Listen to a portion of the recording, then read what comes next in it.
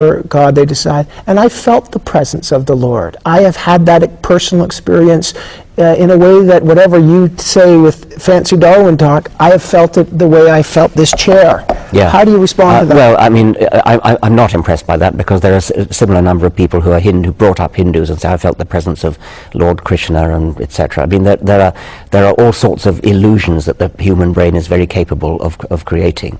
And that's an illusion. Those people, are yeah. those people deluded, those people that say they have had a religious experience? I think they are, yes. Those people who say that we have experienced a miracle, that God has interceded in the world. So. Yes, most definitely. That's a delusion. Yes. The notion that raising Lazarus from the dead. Oh, of course. I mean, that kind of story happens so easily. It happens to this day. There are all sorts of people reporting miracles all the time. And we don't, you don't believe them because it doesn't happen to chime in with the religion in which you were brought up. Many people have criticized you, and when they read the God delusion, for example, you talk about the Jewish God, and you say genocidal, homophobic, racist, you use very provocative terms. Well, that's the Abrahamic God, which is the God of the Jews, Christians, and Muslims, yes. Yeah, you are absolutely provocative on your descriptions. Read Leviticus, read Deuteronomy. I don't need to do any more than just quote. But is that a caricature to take the worst or the most fundamentalist, literalist readings of it, as opposed to the thousands of years of evolution of all of those religions? Two things to say about that. One is that there are many people in this world who do take the Bible or the Quran literally, and literally do think that you should stone homosexuals to death or whatever it might be. That's the first thing to say. The second thing to say is that even those people who don't say that, those people who have, as you say, evolved, have moved on. They have moved on for secular reasons. We've now abolished slavery. We now give equal rights to women. We now give votes to women. That's nothing to do with Scripture. That's nothing to do with the Bible. That's come about in spite of the Bible. And people have now gone back to the Bible and said, oh, well, we'll leave out that bit. We'll leave out that bit. Although some would say the abolishment of slavery was very much inspired by the Bible, even though slavery might have been the same. Well, you've got to be joking, because what you're saying is that you can, if you look through the Bible, pick a verse. You can probably find a verse that you can read as abolishing slavery, and then you've got another verse that says you should keep slaves. So you're picking and choosing. That's all I'm saying. We don't get our morals from the Bible because we pick and choose on the basis of a modern morality which has evolved. You're quite right to say it's evolved. It's evolved for secular reasons, and now with hindsight, having evolved our morality for secular reasons, we can go back to the Bible and we can, as it were, rub out the bits that don't fit with our modern secular morality. Just don't read them anymore, and that's what people do. The questioner asked, what would the people of Liberty University have to do in order to demonstrate that these dinosaur fossils really were 3,000 years old? Well, what they would have to do is to find igneous rocks which were found in proximity to or sandwiching the fossils, and date these by radioactive dating. Several different, half a dozen at least, different forms of radioactive dating, all of which give independent estimates of the date of these fossils.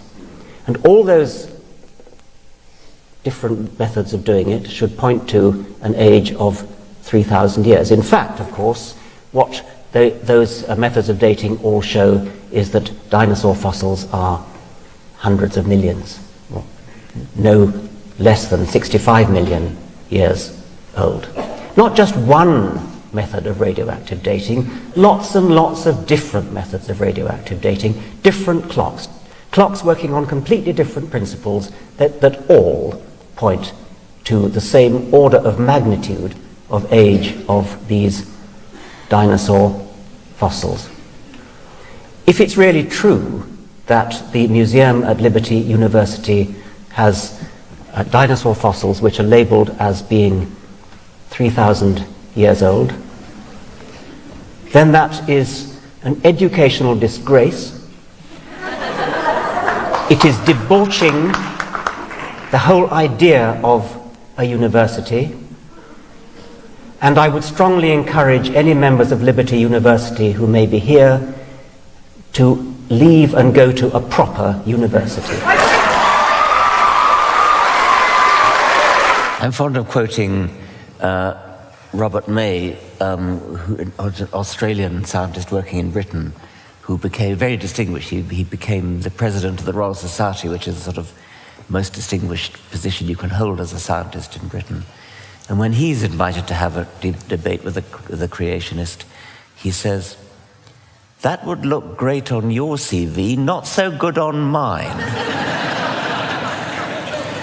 Which is one way of expressing the point you make about the elevation. I mean, having two chairs on a stage, one with a scientist and one with a creationist, it gives the audience the impression that there's a kind of equality to start off with, that there's really something here to debate about, which of course there isn't. There is no debate to be had. I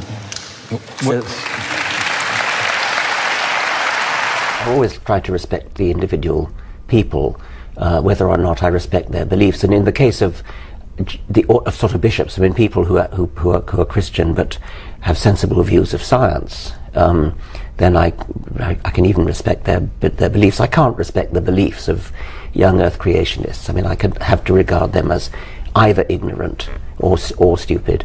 But I hope I treat them with politeness. Johan Hari, the British journalist, said a rather nice thing. He said, "I respect you as a person too much to respect your ridiculous beliefs."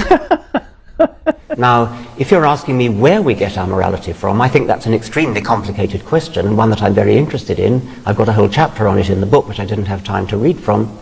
I think that a sort of bedrock of it probably comes from our Darwinian heritage as a kind of misfiring byproduct of our Darwinian past, when we lived in small villages or small roving bands, which meant that we were surrounded by close kin, and that, as you no doubt know, is one good prerequisite for the evolution of altruism under Darwinian rules.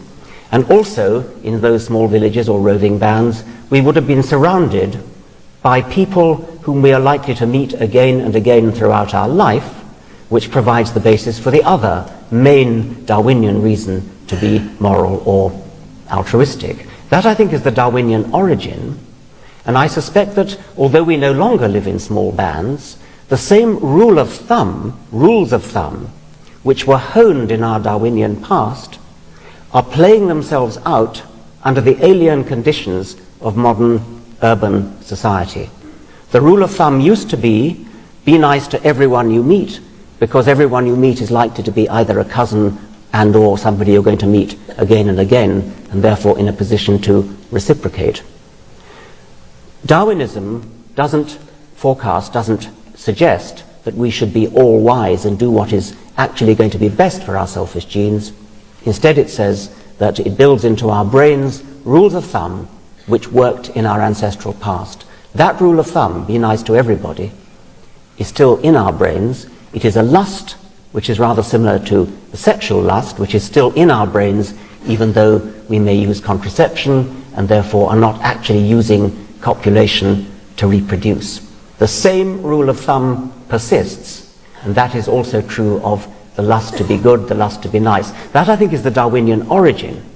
But I think that it's become modified and refined through culture, through civilization, until it shows itself in the much more sophisticated and actually much more pleasant rules for being nice that we see today. Wherever else it comes from, it certainly doesn't come from Scripture, and that was the only point I was trying to make from that particular reading.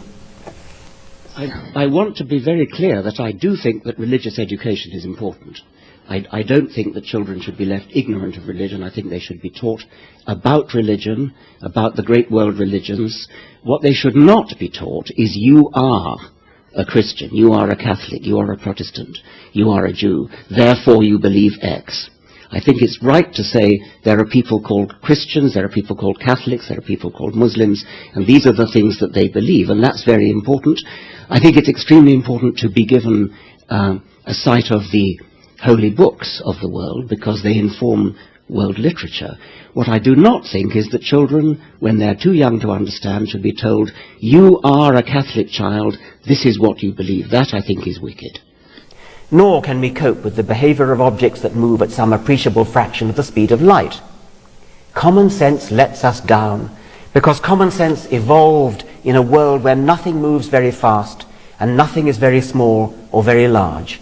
The mundane world of the familiar, which I have dubbed middle world.